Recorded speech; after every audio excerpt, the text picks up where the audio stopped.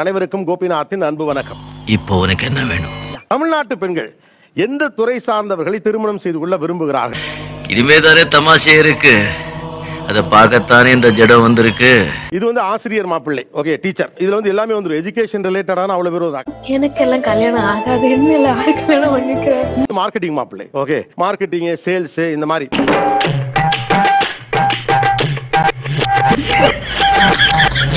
விவசாயம் மற்றும் உப தொழில்கள் செய்கிறவர், கோழி பண்ண வச்சிருக்கலாம், ஆடு பண்ண வச்சிருக்கலாம், விவசாயம் பண்ணலாம், கயிறு இது பண்ணலாம்.